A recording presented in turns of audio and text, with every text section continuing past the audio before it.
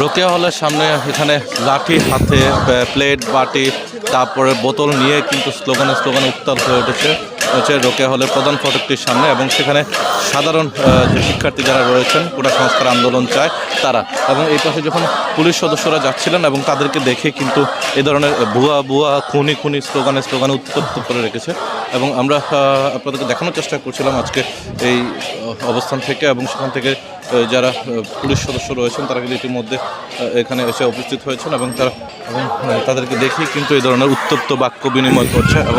এবং আমরা এখানে দেখছিলাম রোকেয়া হলের সামনে সাধারণ শিক্ষার্থী যারা রয়েছেন তারা কিন্তু ইতিমধ্যে উত্তপ্ত হয়ে উঠেছে এবং তারা তাদের আন্দোলনের স্লোগানে উত্তাল করে রেখেছে রোকেয়া হলের প্রধান ফটকটির সামনে।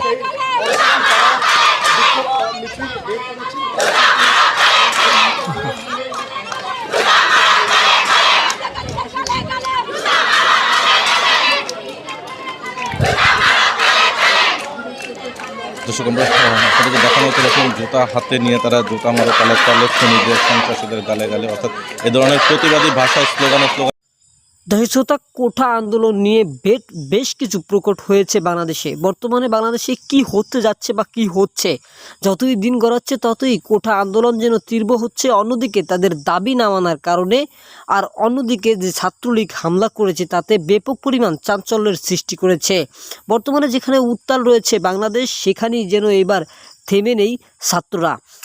আপনাদের কি মনে হচ্ছে দর্শকতা, ছাত্ররা শেষ পর্যন্ত এই লড়াইতে জয়ী হতে পারবেন কিনা? কমেন্ট বক্সে অবশ্যই আপনাদের মতামতটি জানাবেন। কিন্তু ছাত্ররা যতই প্রকট হচ্ছে কিন্তু বর্তমান সরকার তাতে কোনোটাই গলাকৃত হচ্ছে না। তার কারণ হলো বর্তমান সরকার অটুট রয়েছেন।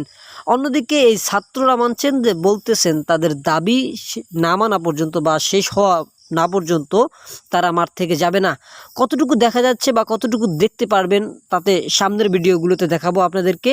আজকের মতো এখানে বিদায় নিচ্ছি। দেখা হবে এরকম পরবর্তী কোনো আপডেট নিউজ নিয়ে। ততক্ষণ যাবত আমাদের সঙ্গেই থাকবেন এবং ছাত্রলীগের যে হামলা হয়েছে তার প্রতিবাদ নিন্দা জানাবেন। অবশ্যই মতামতটি কমেন্ট বক্সে জানিয়ে যাবেন।